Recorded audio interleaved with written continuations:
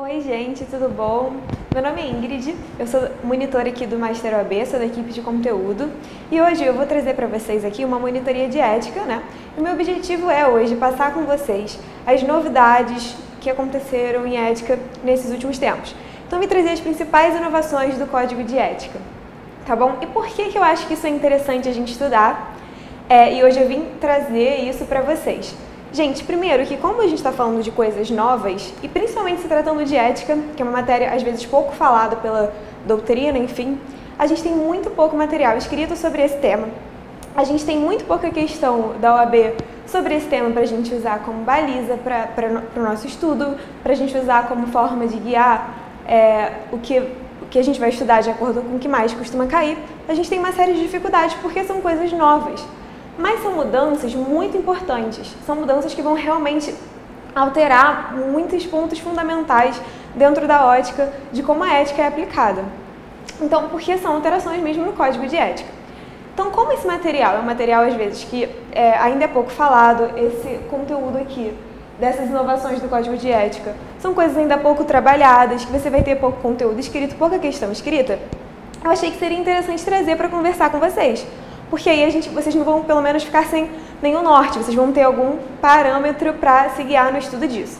Então, primeiro ponto, a nossa monitoria de hoje, ela não vai ser tão voltada para resolver questões. Por quê, gente? Porque são novidades, e se são novidades, né, o Código de 2015 começa a ser usado mais em 2016, e a gente está em 2017 ainda, então se é tão novinho assim, a gente tem pouca questão, a gente tem pouca coisa sobre isso.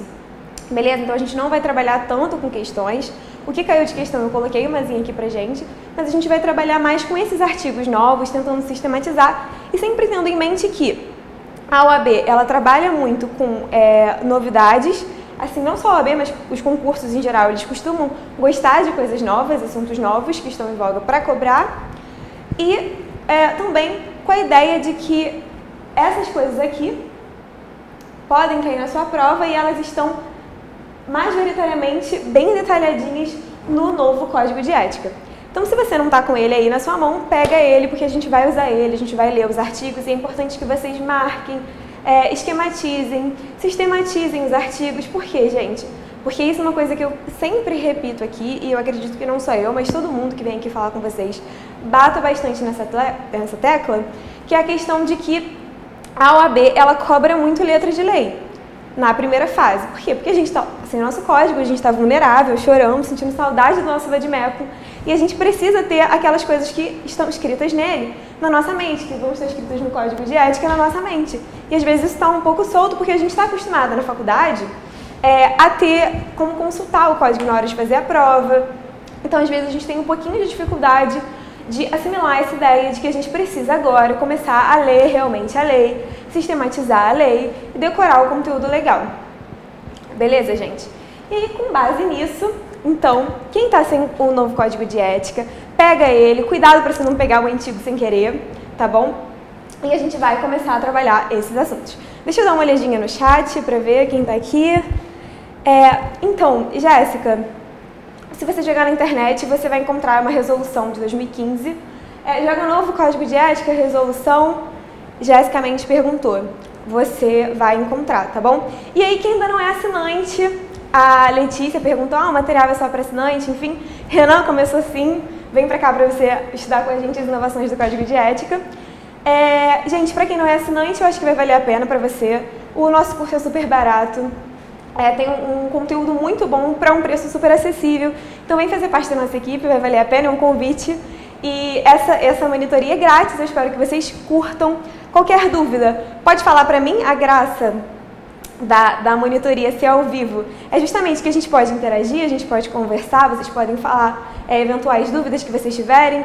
E o meu objetivo aqui é ajudar a concretizar isso melhor na mente de vocês.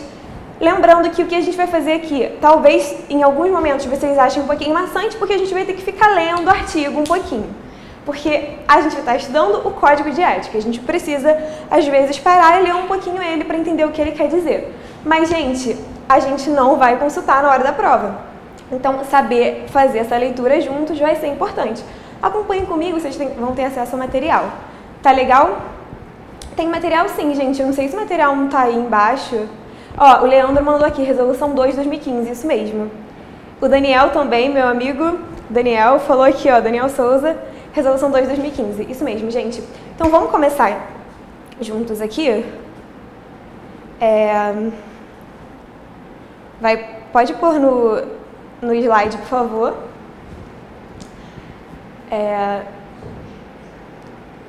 Tá conectando aqui? Isso, pronto.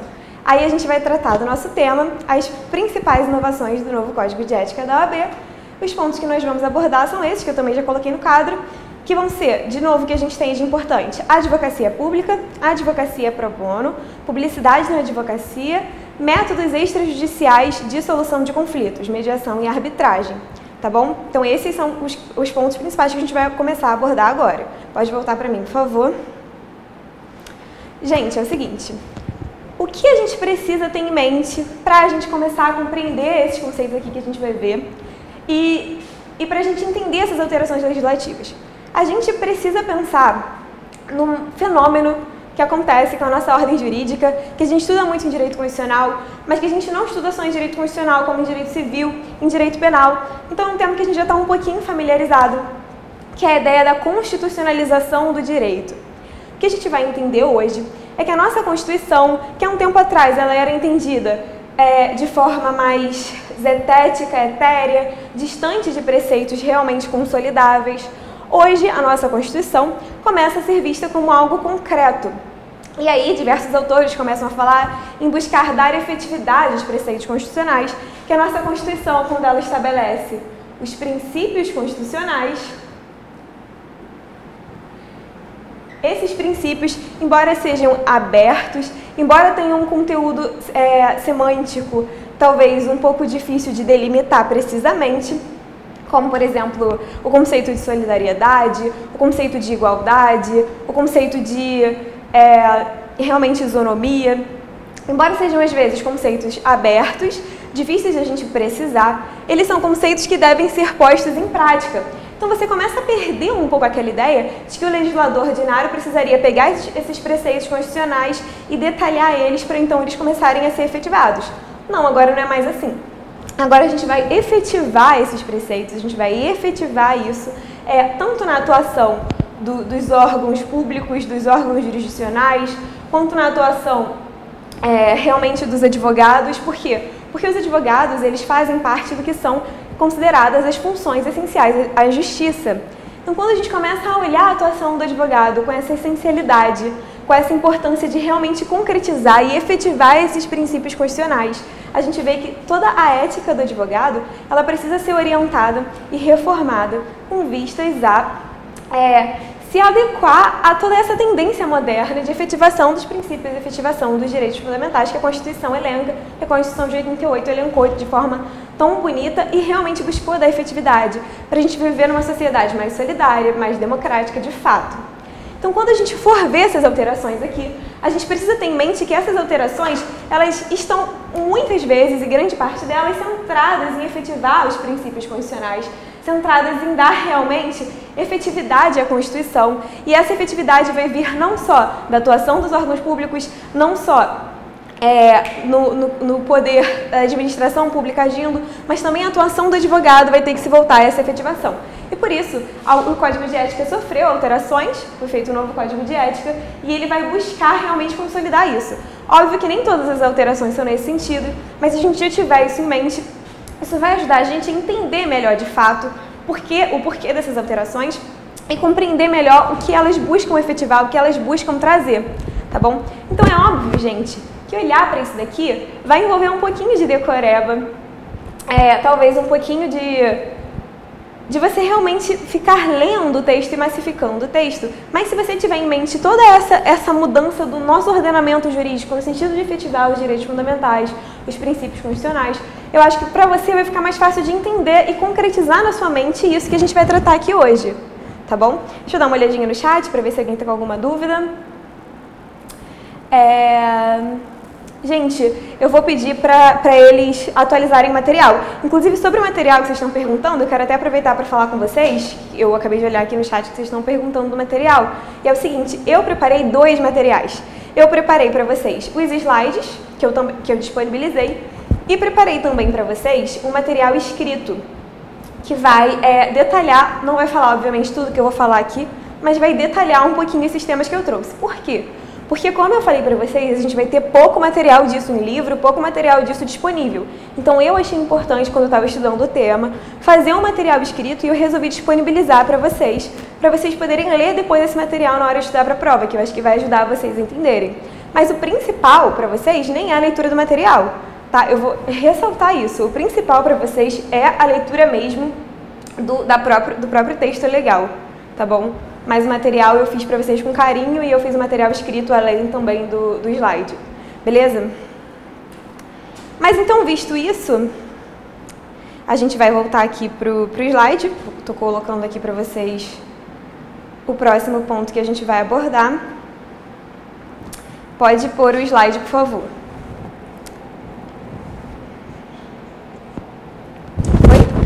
Então, gente, o primeiro ponto que a gente vai tratar é da advocacia pública. E para quem está com a lei aí pode pegar, está no artigo 8º da Constituição. O que vai estar escrito lá? Vamos ler comigo aqui, ó. As disposições deste Código obrigam igualmente os órgãos de advocacia pública e advogados públicos, incluindo aqueles que ocupam posição de chefia e direção jurídica. Prestou atenção nessa leitura? Então vamos voltar para mim, porque sobre isso eu já tenho algumas coisas para falar. Então pode voltar para mim, por favor. O que eu tenho para falar com vocês sobre isso? Gente, vocês podem pensar assim, nossa Ingrid, mas que óbvio. Se isso daqui é um código que busca trazer noções de ética para o advogado, é óbvio que o advogado público vai estar incluído. Bom, esse pensamento não está errado, realmente deveria ser óbvio, mas por que o código ele teve que vir no artigo 8º e dizer expressamente, olha, as disposições desse código obrigam igualmente os órgãos de advocacia pública, obrigam igualmente os advogados públicos? Por que a necessidade de ressalvar isso? Porque a gente teve ao longo da história discussões no sentido de se o advogado público ele era ou não advogado. Então, costumava-se falar que havia o advogado puro,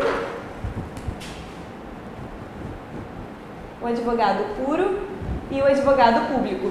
Fazia-se essa distinção. Era bem comum se falar nisso.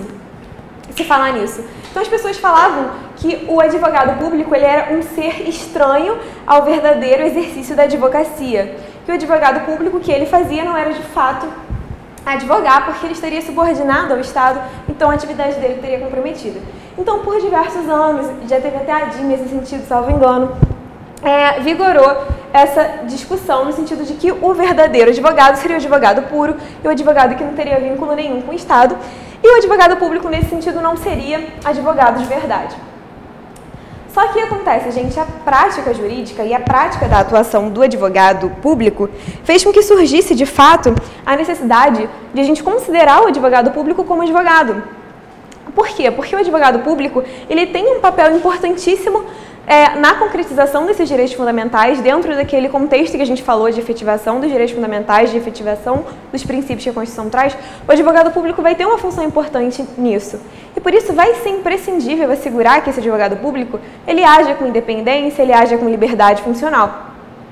Então, você garantir isso sem considerar o advogado público de fato como um advogado, você garantir todos os direitos de um advogado para o advogado público, fazendo essa distinção, não seria possível. Isso tornaria prejudicada a atuação real do advogado público, enquanto realmente um advogado. Então, a realidade da prática jurídica, ela forçou ao fim desse debate, ela forçou ao reconhecimento do advogado público como advogado. Por isso que o artigo 8º, ele vai chegar, ele vai fazer essa ressalva.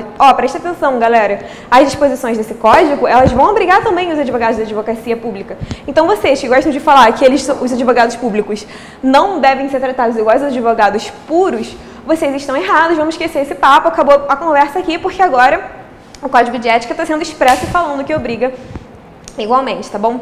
Então, esse foi o primeiro ponto do artigo 8º, foi essa distinção. E o segundo ponto do artigo 8º foi que ele falou, eu vou ler aqui, eu já li com vocês no artigo, ele falou: as disposições obrigam igualmente os órgãos de advocacia, incluindo aqueles, e os advogados públicos, incluindo aqueles que ocupem posição de chefia e direção jurídica. Então, ele fez também questão de dizer que inclui quem ocupa posição de chefia, vou chegar para cá para vocês lerem, de chefia e direção jurídica. Por que que ele também teve que ressalvar isso? Então, eu acho que a gente vai entender melhor o artigo e vai decorar melhor o artigo se a gente entender por que que ele falou essas coisas. Por que que esse artigo ele quis também destacar que inclui quem exerce posição de chefia e direção jurídica? Porque, gente, esses cargos, muitas vezes, eles não têm pessoas integrantes da carreira. Às vezes, quem está numa posição de chefia, uma direção jurídica de uma defensoria pública, por exemplo, não é necessariamente uma pessoa integrante da carreira. Porque esses cargos, eles são cargos de nomeação. Então, são cargos onde as pessoas que vão ocupar, elas vão ser nomeadas. E não necessariamente precisam ser integrantes da carreira, por vezes. Então, isso implica o fato de que essas pessoas, elas vão ter, obviamente, por uma questão natural, e esse é o próprio objetivo político da situação, elas vão ter uma conexão maior com a autoridade nomeante, porque vai ser um cargo nomeado. E esse artigo, ele quis falar, olha, não importa se você não é integrante da carreira, se você é nomeado só e não é integrante da carreira, se você ocupa a posição de chefia e direção, dentro disso, desse contexto, você também vai estar vinculado por isso daqui. E, gente, isso vai ser muito importante, porque ele vai demonstrar que todo o órgão jurídico, ele vai estar vinculado a esse código de ética da OAB, ele vai atender essas diretrizes, ele vai ser resguardado por essa liberdade e por essa independência funcional. Então, entender isso e pensar dessa forma vai ser imprescindível. Por isso, o artigo 8º, ele quis asseverar isso, tá bom? E aí, vou voltar aqui para o slide, para a gente continuar lendo o artigo e sempre que for preciso, eu vou fazer uma pausa para explicar para vocês o que o artigo fala e se vocês tiverem dúvida, mandem para mim, se eu souber ajudar, eu vou ajudar. No que eu não souber também, eu respondo vocês depois, eu estou super disponível, vocês podem me procurar sempre que tiverem qualquer dificuldade, qualquer dúvida, tá bom? Vai para o slide, por favor. Foi? Então vamos lá. Parágrafo 1º. O advogado público exercerá suas funções com independência técnica, contribuindo para a solução ou redução da litigiosidade sempre que possível. Sempre que possível. Então, aí, gente, é o seguinte, estava ajeitando o microfone aqui para ficar melhor para vocês. O advogado público vai exercer a função com independência técnica, foi aquilo que eu falei para vocês agora, e aí ele vai falar, contribuindo para a solução ou redução de litigiosidade. Gente, daqui a pouco eu separei para vocês, eu peguei e tracei dentro do artigo o que eu considero que seja realmente os objetivos disso. Então, eu vou daqui a pouco eu vou mostrar para vocês, eu coloquei no slide, tá? Mas aí, por enquanto, continuando a leitura corrida, olha. O advogado público, inclusive que exerce cargo de chefia ou direção jurídica, observará na relação com os colegas, autoridades, servidores e o público em geral o dever de urbanidade, tratando a todos com respeito e consideração, ao mesmo tempo em que preservará suas prerrogativas e o direito de receber tratamento igual tratamento das pessoas com as quais se relacione. Pode voltar para mim, por favor. E aí, é o seguinte, galera, deixa eu ver primeiro o chat aqui para ver se está tudo bem. Gente, podem falar para mim, tá bom? Podem conversar comigo se vocês tiverem qualquer dúvida. Eu tô aqui para ouvir e para ajudar. Mas vamos lá. E aí, gente, o que dentro disso que eu falei para vocês, dessa perspectiva de efetivação dos valores constitucionais, o parágrafo 1º do artigo 8º, ele vai deixar claro que o advogado público ele tem que também contribuir para a solução ou redução de litigiosidade. E aí isso é interessante porque inicialmente, modernamente hoje, tem estado em pauta uma discussão muito grande no sentido de que há uma cultura de litigiosidade muito grande no Brasil. A gente chegou à conclusão de que a galera gosta de litigar, a galera do Brasil gosta de brigar, então qualquer probleminha, pô, eu vou processar, vou botar você na justiça, hein? Fica ligado que tu vai ser processado. A gente gosta disso, de poder ameaçar com um processinho, e essas coisas estão muito comuns na nossa cultura mesmo, na cultura brasileira. Então, um dos principais objetivos que a gente busca hoje é realmente reduzir a litigiosidade. Por quê? Quanto mais processinho bobo a gente tem, quanto mais ação que a gente tem em curso na justiça por motivos, às vezes, pequenos, isso leva à morosidade judiciária. Então, a gente fala que a justiça ela é muito lenta, que você entra com uma ação e você demora não sei quanto tempo para ser atendido. Por que isso? Muitas vezes por causa da sobrecarga mesmo do judiciário. Então, a gente tem essa ideia hoje de reduzir a litigiosidade. Essa ideia não vai ser só aplicada aos advogados particulares, às pessoas que são advogados. O que ele fala aqui? Ele fala, olha, advogado público, instituição jurídica pública, vocês também têm que se voltar à redução da litigiosidade, tá bom? E aí, no parágrafo 2º, ele continua traçando essas diretrizes. E ele ressalta de novo, inclusive, que exerce cargo de chefia, já tinha falado isso para vocês. Ele vai falar do dever de urbanidade, que é justamente tratar as pessoas com respeito e receber igual tratamento dos seus colegas, enfim, e de quem ele vai atender. Então não é porque você é defensor público que você vai tratar o seu assistido de forma diferente do que um advogado trataria a pessoa que contratou ele. Você tem que tratar com respeito, com dedicação, igual a de que um advogado que não é um defensor público trata a pessoa que ele é... Gente, o microfone tá ruim, tá saindo chiado o som, né? Trata a pessoa que ele está orientando ali, para quem ele foi contratado. Então, isso a gente precisa ter isso em mente. E aí, com base nisso, eu coloquei aqui para vocês no slide quais seriam os principais objetivos da inclusão do advogado público. Pode mostrar aí o slide, por favor. Bom, gente, os principais Os principais objetivos da inclusão do advogado público são garantia da independência técnica, garantia da liberdade profissional, assegurar o dever de urbanidade, que é aquilo que eu falei de tratar com respeito e de tratar com igualdade, efetivar a concretização dos direitos fundamentais e reduzir a litigiosidade. E aí, dentro dessa questão de independência técnica e liberdade profissional, é preciso pensar que os advogados públicos, eles não são advogados do governo, mas eles são advogados dos estados. Pode voltar para mim, por favor. Então, eles vão estar voltados à atuação de prestar um serviço ao Estado, um serviço efetivo de prestação de justiça mesmo. Eles não são advogados do governo. Então, quando ele fala de independência funcional, de liberdade profissional, ele está querendo dizer, olha, você, advogado público, você não é advogado do governo, então você não está vinculado a esse partido, você não está vinculado a esse governador, você não está vinculado a esse presidente, você não está vinculado a essa autoridade política, então a sua atuação não tem que ser voltada a agradar o presidente da república ou agradar o governador. Você tem total independência funcional e você não vai ser prejudicado na sua função, prejudicado nos seus afazeres, se você de repente denunciar ou então for contra determinada autoridade pública que está atuando de forma errada. Porque você de fato tem independência técnica, você tem liberdade profissional. Então é isso, esses objetivos, gente, que eu entendi como principais objetivos, quero destacar para vocês. Isso não está em nenhum livro, em nenhuma doutrina, porque como eu falei para vocês, esse assunto ele é um assunto pouco trabalhado, então é uma coisa que eu trouxe mesmo, tá? Mas é o que eu identifiquei, eu acho que vai ser importante para a gente trabalhar. E aí, por último eu falei, efetivar a concretização de direitos fundamentais e reduzir a litigiosidade como objetivos principais dessa atuação, tá bom? Eu trouxe um textinho aqui, quero ler bem rapidinho para vocês. Já está aí no slide? Pode pôr? Tá aí, né?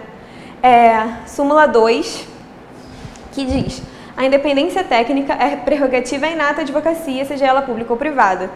E aí a tentativa de subordinação e ingerência do Estado na liberdade funcional e independência no livre exercício da função do advogado público constitui uma violação aos preceitos constitucionais e garantias incertas no Estatuto da OAB.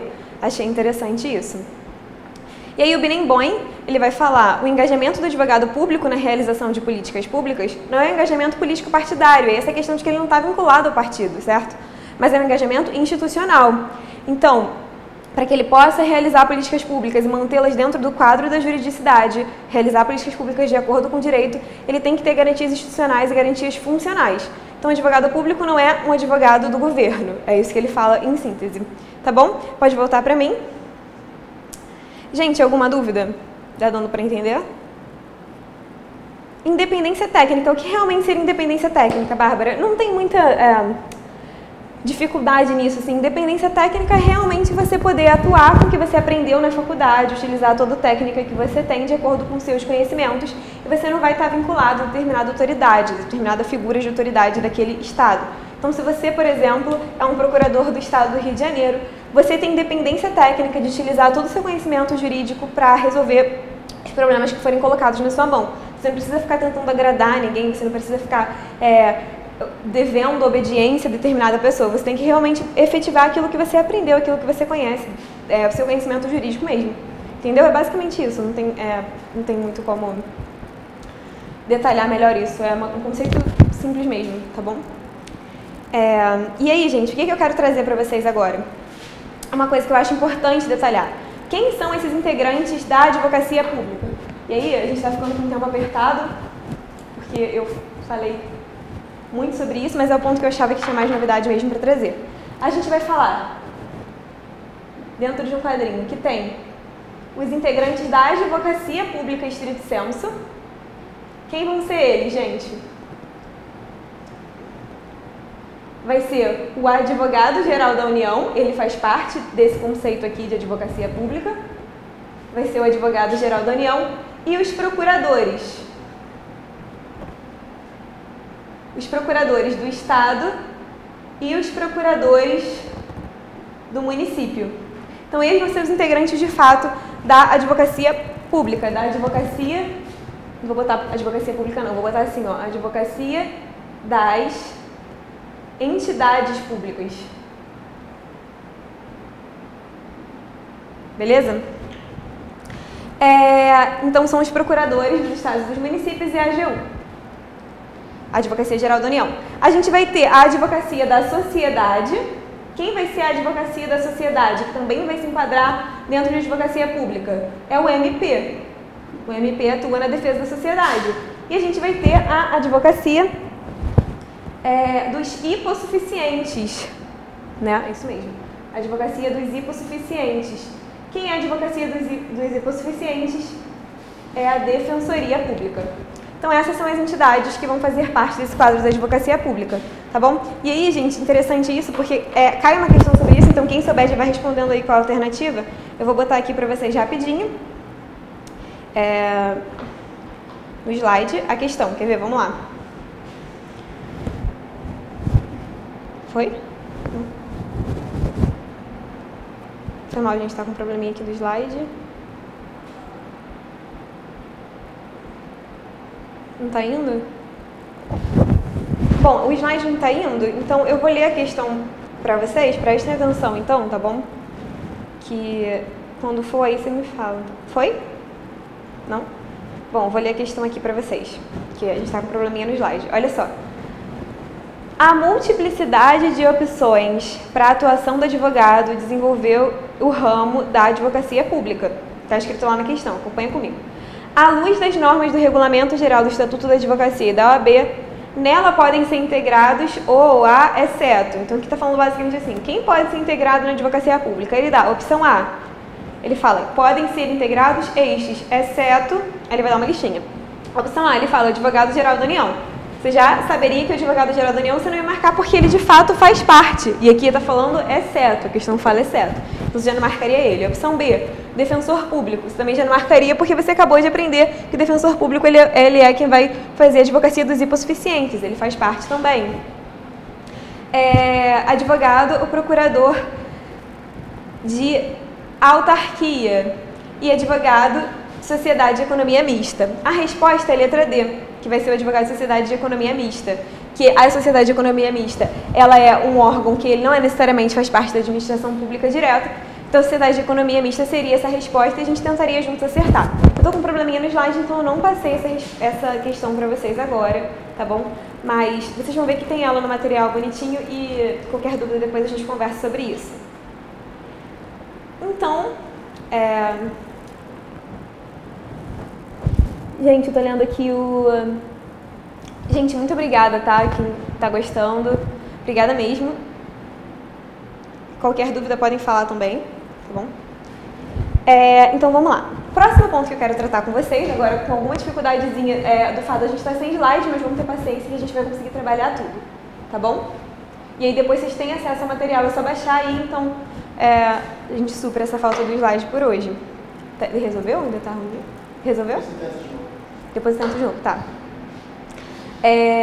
Então a gente vai falar agora do segundo ponto, aqui a gente já terminou. Advocacia pro bono. Gente, se não dá pra resolver tudo hoje, a gente tenta trabalhar isso outra hora, tá bom? Mas por hora, eu acho importante falar devagar, o nosso tempo é curto, mas eu acho importante falar devagar porque são coisas bem novas. Beleza? Mas o nosso próximo ponto é a advocacia pro bono. Gente, o que é a advocacia pro bono? É uma das principais inovações do novo Código de Ética, que é basicamente uma prestação gratuita de advocacia para pessoas que precisam realmente disso, para pessoas que não têm condições de pagar um advogado. Então você, como advogado, você pode prestar esse serviço gratuitamente, é uma ação solidária. E qual a importância disso? Gente, se você tiver em mente aquilo que eu falei no começo de efetivar princípios constitucionais, isso era proibido no Código de Ética anterior e hoje você vai ver que isso não faz sentido. Por que não faz sentido? Porque a Constituição fala de solidariedade, a Constituição fala de propiciar a igualdade, propiciar a economia. E você, como advogado privado, você querer ajudar o seu próximo que não tem dinheiro para pagar um advogado, é uma atuação solidária, uma atuação legal, uma atuação que está de acordo com os preceitos de justiça. Então, hoje, o Código de Ética vai reconhecer essa sua atuação, mas ele vai impor diretrizes para você seguir. Ele vai dizer, olha, não é porque você está sendo bonzinho que você vai poder sair agindo da forma que você quiser, não. Se você quiser realmente fazer isso, você vai estar ajudando uma pessoa que é hipossuficiente, uma pessoa que não tem condições de arcar com esse advogado, ou uma instituição, uma ONG, enfim, uma organização sem fins lucrativos também. Então, você vai ter que atuar realmente com seriedade, você vai ter que ser responsável na sua atuação de ajudar, porque a partir do momento que você está advogando, não é porque você está fazendo de graça que você pode fazer de qualquer jeito. Então, a gente vai buscar ter isso em mente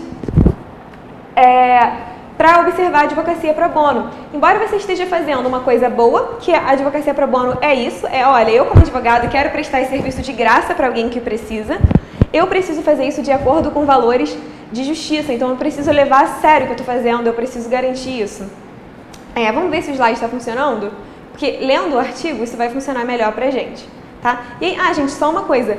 O fato de o Brasil ter incorporado agora a advocacia pro bono levou o Brasil a ganhar, inclusive, um prêmio da International Bar Association, que é uma instituição que ela é composta de 195 entidades da advocacia do mundo inteiro, então o Brasil foi reconhecido como uma coisa legal que ele fez. Foi reconhecido por isso, tá bom? Então, só pra gente saber, a título de curiosidade mesmo. E aí, no artigo 3º da Constituição, fala que é construir um dos objetivos fundamentais da nossa República, sob a égide da Constituição de 88, é construir uma sociedade livre, justa e solidária. Então, com certeza, a advocacia pro bono, ela está efetivando os princípios constitucionais na medida em que ela se pauta nesses valores de solidariedade. Tô falando rápido demais, galera? Só para introduzir aqui, vamos pro slide, se tudo der certo, torcendo, deu? Foi! Comemorando aqui. Isso aí. Vamos ler aqui o artigo 30. No exercício da advocacia pro bono e ao atuar como defensor nomeado, conveniado ou dativo, o advogado empregará o zelo e a dedicação habituais. Olha isso, gente, você quer ser bonzinho, mas você tem que se preocupar em empregar o zelo e empregar a dedicação como se você estivesse ganhando, né? Porque você está fazendo de graça que você vai fazer de qualquer jeito, não. Porque a advocacia é uma função essencial da justiça e ela precisa ser prestada com zelo. Então, vamos lá. O advogado empregará zelo e dedicação habituais de forma que a parte por ele assistida se sinta amparada e confie no seu patrocínio. Então, realmente, a parte que não tem dinheiro para pagar e está sendo assistida, ela tem que se sentir amparada por ele. Ele tem que sentir que ele realmente sabe o que está fazendo e ele está se dedicando a isso. Beleza? E aí, continuando, olha. Primeiro ele vai dizer, lá no caput, ele vai falar quais são os deveres do defensor, do advogado pro bono, empregar as leis e dedicação habituais. E aí ele faz uma inversãozinha, porque é só no parágrafo 1º que ele vai dizer o conceito do advogado pro bono, olha só.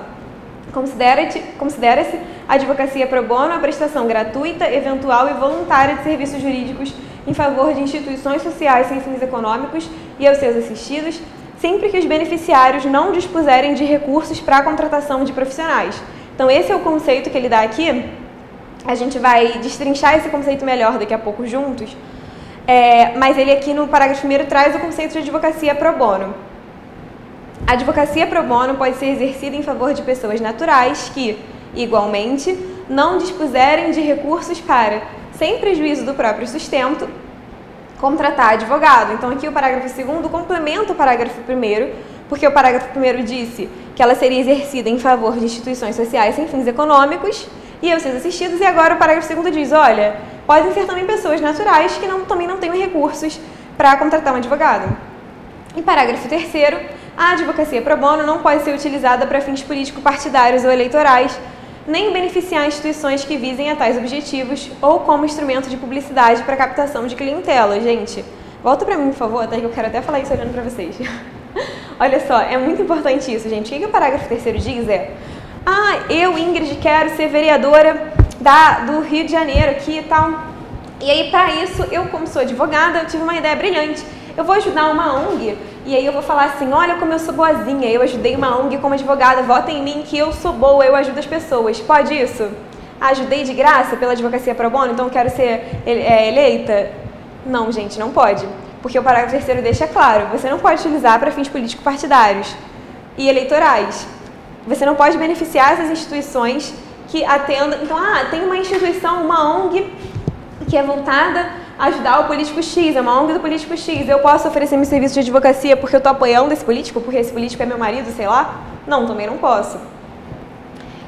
Ou então utilizar como instrumento de publicidade para captação de clientela. Gente, eu vou lá e vou colocar no meu Facebook assim... Não, vou criar um perfil para mim no Instagram e vou colocar lá, Ingrid, a advogada que ajuda os outros. Aí eu coloco várias fotos minhas assim, com a pessoa, aqui, depoimento, pô, a Ingrid foi minha advogada pro bono, ela me ajudou, eu não tinha dinheiro. Gente, contratem a Ingrid, ela é uma boa advogada, ela ajuda os outros. Pode isso? Não pode isso. A advocacia pro bono não tem que ser esse objetivo, não tem ter esse objetivo de promoção, captação de clientela. Ela tem que ter o objetivo de ajudar mesmo, de concretizar esses valores de solidariedade. Essas coisas, essas situações que eu narrei agora, elas descaracterizariam isso e elas são, por isso, advertidamente proibidas. Beleza? E aí, agora voltando aqui para o conceito de advocacia pro bono, para a gente fazer uma esqueminha, gente. Lembrando, se não der tempo de tratar esses tópicos aqui, é possível que não dê tempo. Eu estou trabalhando em ordem do que eu acho mais importante falar. Então, se não der tempo de falar tudo, vocês vão ler no material que eu disponibilizei. Mas eu não vou me apressar para falar correndo, porque eu acho que pode ser pior para vocês. Eu acho que talvez já esteja até falando correndo, deixa eu olhar aqui o chat, para ver se vocês estão com alguma dúvida. Estão com dúvida? O Gildo falou que eu falo muito rápido. Desculpa, eu vou falar mais devagar, sabe o que é? Tem muita coisa para falar, eu tô querendo correr para dar tempo de dar tudo. Mas você tem razão, vou falar mais devagar, tá bom? E o convidado 949 disse que a aula tá boa, obrigada também. Mas é isso. Gente, se a aula tá travando, talvez seja problema na internet, tá? Dá uma atualizadinha na página, que às vezes resolve. Então, vou tentar falar mais devagar, porque o Gildo pediu, ele tem razão, estou falando meio rápido mesmo. A advocacia pro bono é uma prestação, bem devagarzinho para vocês pegarem. E aí, o que o artigo fala? Ele fala que é uma prestação, estou lendo aqui o artigo esquematizando para vocês memorizarem. Gratuita. O que mais o artigo fala? Me ajudem aí. Eventual e voluntária. De serviços jurídicos. Em favor de, então, em favor de quem ela vai ser feita? Se um desses requisitos estiverem faltando, gente, não é advocacia pro bono, é outra coisa. Instituições sem fins lucrativos,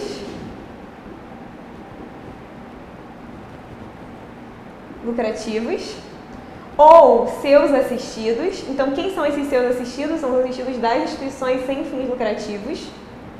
E em favor também de pessoas naturais. Pode ser qualquer um desses três. Aí, por último, o que o parágrafo 1º do artigo 30 vai fazer? Ele vai estabelecer uma condição. Então, ele vai estabelecer uma condição, essas três coisas aqui. Qual é a condição que ele vai estabelecer? A condição que ele vai estabelecer é que a pessoa não tenha recursos para contratar advogado. Beleza? Então aqui eu fiz mais ou menos um esqueminha para vocês tentarem memorizar o que é advocacia pro bono. Gente, deu para perceber mais ou menos? Vou olhar o chat de novo.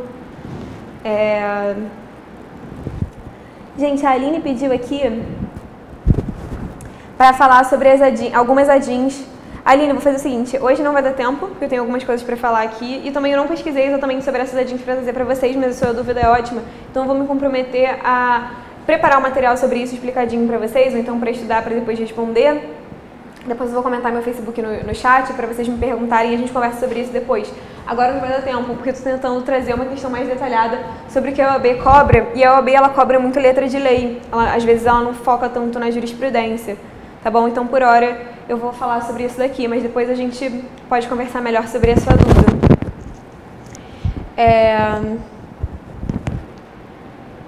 Bárbara perguntou, pode para pessoas jurídicas? Bárbara, o conceito é legal, ele é vinculado ao que a lei falou.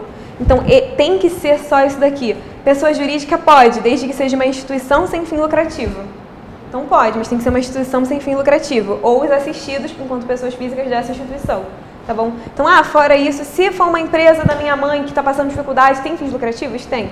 Então você está ajudando a sua mãe, mas não é advocacia, é pro bono. Tá bom? Só pra... Nada, Gildo, que isso. Obrigada a você pela observação. Então, continuando aqui... Gente, vocês estão entendendo? Continuando aqui, vamos falar aqui, ó, expressão pro bono. Gente, a expressão pro bono, que era o que estava no meu próximo slide, mas eu vou falar aqui só para vocês no quadro mesmo, ela não significa só, especificamente, de graça. Pro bono não significa só pro bem, de graça. Uma advocacia pro bono, ela tem um objetivo. Qual é o objetivo? O objetivo dela é o interesse público. Então, ela vai buscar atender ao interesse público. Então, é algo além de ser de graça, é algo além de ser para o bem, com vistas a atender um interesse público maior atrás da atuação do advogado, que é uma função essencial à justiça. Então, quando a gente vai falar de interesse público, ou cai bem também a expressão bem comum, que são expressões muito usadas no direito constitucional, sob a égide da Constituição de 88, expressões importantes, significativas, a gente vai falar aqui, dentro daquilo que eu falei para vocês lá no começo, de objetivos sociais e constitucionais. Então, gente, a advocacia pro bono, ela quer atender a esses objetivos, tá bom? E aí, por exemplo, ela quer atender... Eu anotei aqui, ó, paridade de armas no processo judicial, igualdade entre sujeitos, acesso à justiça. O objetivo do advogado pro bono é atender o interesse público, é concretizar o bem comum. Isso envolve a concretização de objetivos constitucionais, objetivos sociais, como oferecer paridade de armas. Então, uma parte que ela vai ser hipossuficiente numa relação e ela não tem condições de pagar um advogado bom. Então, por exemplo, uma pessoa que foi demitida de uma empresa grande, ela não vai ter condições de pagar um advogado bom, e a empresa grande tem condições de pagar um advogado maravilhoso. Você, para ajudar essa pessoa, porque você quer garantir paridade de armas, que a empresa, tanto quanto aquela pessoa que foi demitida, que às vezes é bem pobrezinha, não vai ter condições de pagar um advogado bom, elas vão atuar na justiça e elas vão ter condições de agir igualmente ali, porque ela está amparada por uma boa defesa, tá bom? Então, você tem que ter essa preocupação dentro desse objetivo de atender o interesse público, o bem comum, e de efetivar objetivos constitucionais e sociais. Beleza? E aí, eu vou botar isso no slide para vocês.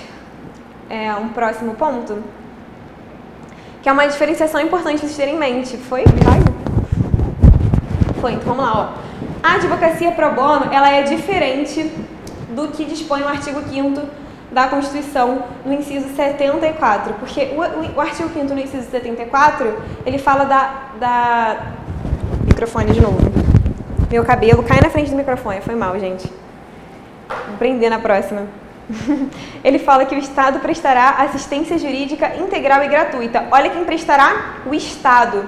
Então, o artigo 5º, quando ele vai falar sobre a defensoria pública, que é essencial, é um direito fundamental, está lá no artigo 74, ele vai falar que é uma prestação estatal. Ao passo que a advocacia pro bono, eu botei nesse esqueminha aqui para vocês, ela é algo que os particulares vão fazer no exercício das suas funções. Então, são coisas diferentes, tá bom? Então, cuidado, porque eu já imagino aqui, pode voltar para mim? Eu já estou visualizando aqui a OAB fazendo uma pegadinha e vocês caindo. O artigo 5º fala sobre advocacia pro bono no inciso 74? Fala sim, porque está falando que o Estado vai prestar assistência jurídica integral. Não, gente, não é. É o Estado, é a defensoria. Vamos diferenciar isso, tá bom? Só para fazer esse adendo, para vocês não esquecerem disso na hora lá. Beleza? Cara, eu já meio que desisti de falar com vocês sobre o resto. Acho que não deu tempo, então acho que eu vou fechar esses dois aqui. E o material, ele trata da publicidade na advocacia também e dos métodos extrajudiciais de solução de conflitos, então qualquer coisa vocês deem uma olhada nisso no material que eu fiz pra vocês, tá bom? Mas eu vou colocar aqui rapidinho pra vocês, olha. Pode botar no slide. Foi? Foi o slide, vamos lá. Quais são as atividades inclusas na advocacia pro bono? Defesa de interesses da parte em processo judicial, óbvio, é isso que caracteriza principalmente o advogado, mas olha só o que a gente vai falar também que fazem parte da advocacia pro bono. Promoção de acordos extrajudiciais, aconselhamento sobre atos da vida civil e outras condutas que digam respeito à atuação do advogado. Então, hoje a gente fala muito de... eu coloquei uma setinha que vai cair aqui para vocês, ó. Desjudicialização das lides, a gente fala muito, como eu falei para vocês, de tentar resolver as coisas fora do âmbito judicial e tentar resolver as coisas mais no acordo. Esse é um dos objetivos principais para a gente tentar desafogar o judiciário, é muito falado. Tá aqui logo embaixo também, desafogamento dos tribunais brasileiros. E quando a Constituição vai falar, ela vai falar em acesso à justiça e não necessariamente acesso ao judiciário. E aí volta para mim, justamente por essa questão de a Constituição falar de acesso à justiça e não necessariamente de acesso ao judiciário.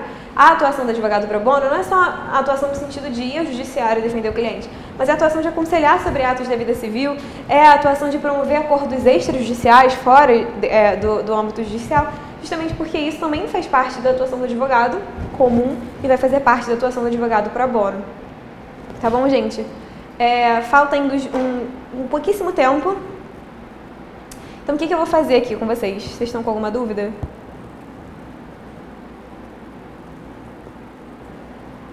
O convidado 949 falou que está desanimado. Gente, calma. Olha só, vocês estão com tempo ainda para estudar. Fiquem tranquilos, tá? Vamos focar aqui. Eu vou tentar falar para vocês rapidinho, por último. Não vou dar tempo de detalhar para vocês publicidade na advocacia e métodos extrajudiciais de solução dos conflitos, porque esses pontos aqui que eu acho que seriam os principais, eu quis trabalhar bastante. Mas só para ressalvar, eu fiz um material para vocês, leiam isso no material, tá bem destrinchadinho lá, vocês vão entender. Mas, o que eu quero deixar aqui para vocês de publicidade na advocacia, para a gente finalizar a aula, me acompanhem no slide, porque algumas coisas, gente, em publicidade na advocacia, elas não vão mudar. A publicidade na advocacia, ela já tinha, ela vai continuar tendo, tá aí no slide, vocês estão lendo, no artigo 39 do Código fala isso.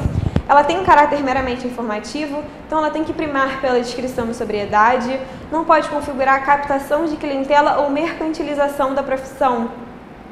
Então, da mesma forma, o novo Código ele estabeleceu parâmetros para manifestação pública do advogado nos meios de comunicação, principalmente na rádio e na televisão, para evitar a captação de clientela, porque ele quer evitar a mercantilização da profissão de advogado. Até evitar também que o advogado, ele querendo se autopromover, ele incentive as leads, incentive a produção de leads. Então, essas situações, elas se mantêm. Esse pano de fundo, digamos assim, plano de fundo, que é o caráter meramente informativo, com descrição e sobriedade, que não configura captação de clientela, ele vai se manter. Coloquei aqui no slide para vocês, ó, o advogado, ele vai atender a publicidade nesse princípio da liberdade mitigada, e ele vai ter uma aparição moderada nos meios de comunicação, e a publicidade vai se dar com caráter informativo e educativo. Então, ele não quer realmente que você, por exemplo, coloque em rádio, cinema, televisão, outdoor, painel luminoso.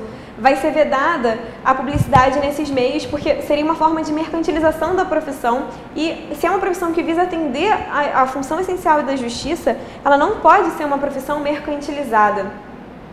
Ela não pode ser uma profissão que busca o lucro puramente, o enriquecimento puramente, porque essa profissão é utilizada para, de fato, buscar valores, efetivar valores de democracia, valores importantes da vida do indivíduo que precisa dessa prestação do advogado. Então, por isso, a gente vai manter esse princípio da liberdade mitigada. Até aqui não é nenhuma alteração. Então, o que eu vou passar com vocês bem rapidinho são os artigos que a gente vai ter essas novidades na publicidade. Então, para você anotar aí, porque eu vou falando isso rápido com vocês mesmo, porque não dá mais tempo. Então, anota aí, anota comigo aí, ó. Você vai anotar o artigo 40, inciso 5, para ler com calma. Porque quando ele estiver falando das vedações, ele vai falar lá embaixo que são vedadas fornecimento de dados de contato, como endereço de telefone, em diversas coisas, colunas de artigo literário, cultural, acadêmico ou jurídico, publicado na imprensa, bem assim quanto de eventual participação em programas de rádio ou televisão, ou em veiculação de matérias pela internet, sendo permitida a referência em e-mail. Rapidinho, volta para mim só um segundo para falar uma coisa para vocês. Olhando nos olhos. Gente, olha só. Quais são as principais alterações na parte de publicidade na advocacia? Eu estou lendo esses artigos com vocês, vocês vão ver comigo que esses artigos, essas principais alterações, elas dizem respeito à internet. Porque o que é isso daqui? O que são essas inovações? É o código de ética tentando ser moderninho, ele quer se atualizar, ele quer estar por dentro das coisas que estão surgindo, entendeu? Que ele não quer ficar para trás, ele não quer ser um velhote. E o que ele vai fazer? Ele vai se atualizar, brincadeira, gente. Ele vai se atualizar e ele vai buscar, que nem seu avô que está querendo aprender a usar o Facebook, o novo código de ética, ele também quer se fazer presente nas redes sociais, ele quer se fazer presente nesses ambientes de internet. Então, nessa parte de publicidade, a principal coisa nova que ele vai trazer é essa questão das informações na internet. Beleza? Então, volta para o slide, que eu vou só mostrar para vocês quais são os artigos e vocês vão ler sozinhos, tá bom? O artigo 40, inciso 5, ele vai fazer essa alteração na internet. O artigo 41, anota aí também, artigo 41, ele vai falar dos meios de comunicação social. Lê com calma, porque o que eu ia fazer aqui com vocês é ser ler esses artigos e vocês podem ler e entender. O artigo 44, no parágrafo 1º, vai ter uma alteração importante, anota aí artigo 44, parágrafo 1º. Vai introduzir o endereço de e-mail, site, página eletrônica, QR Code, várias coisas. Anota aí também, lê com calma isso. O artigo 45, ele traz já uma novidade não tão voltada para a internet, mas ele vai falar que são admissíveis patrocínio de eventos ou publicações de caráter científico ou cultural, divulgação de boletins por meio físico ou eletrônico sobre matéria cultural de interesse dos advogados, desde que sua circulação fique adstrita a clientes e interessados no meio jurídico. Ele vai falar agora que são admissíveis patrocinar eventos e publicações de caráter científico ou cultural. Você, advogado, pode fazer isso como publicidade. Isso é uma novidade também, não se liga tanto à internet, então eu quis ler com vocês. Voltando para a novidade com relação à internet, você vai ler o artigo 46 e o parágrafo único. Que eles vão... Gente, volta para mim. Vocês vão ver que as diretrizes, elas não mudaram em nada, absolutamente nada. Ele continua voltado para essa questão da sobriedade, da atuação do advogado na publicidade. O advogado, ele não pode se voltar à captação de clientela, porque a função dele é essencial à justiça. Então ele tem que ter uma publicidade sóbria, contida, que tenha dever de informação, porque a atividade do advogado é uma atividade pautada no respeito, pautada nesses valores constitucionais. Então é isso que você vai ter em mente na publicidade. Esses artigos que eu pedi para você anotar, que trazem de novo, o que eles trazem de novo? Eles trazem de novo esse contexto, esse pano de fundo que eu narrei, tentando se atualizar com relação à internet, com as mídias novas que estão surgindo aí, porque o Código de Ética, ele precisa ser atual, ele precisa acompanhar todas essas mudanças. Então, a principal alteração tem essa questão do patrocínio, tenha em mente isso também, mas a principal alteração diz respeito à internet.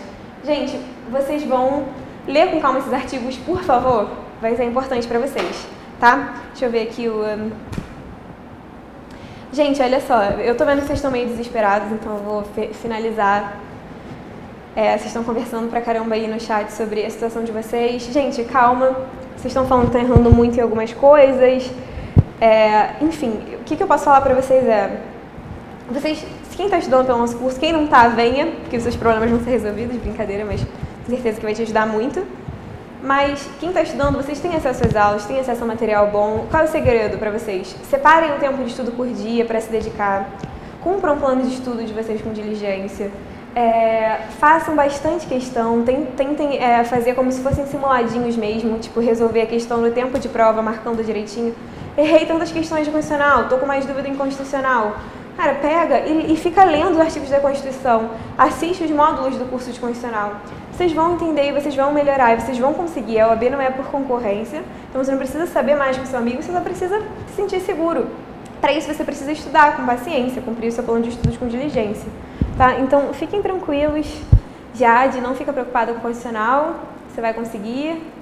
Felipe, obrigada pelo elogio. Gente, muito obrigada.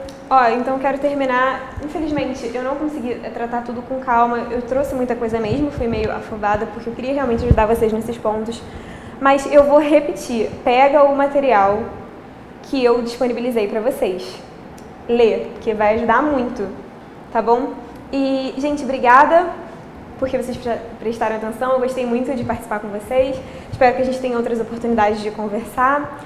Boa sorte, bons estudos. Podem me procurar, eu estou disponível nas redes sociais. Podem mandar e-mail para cá para o curso, pedir para falar comigo, que eu quero ajudar vocês no que eu puder, tá bom?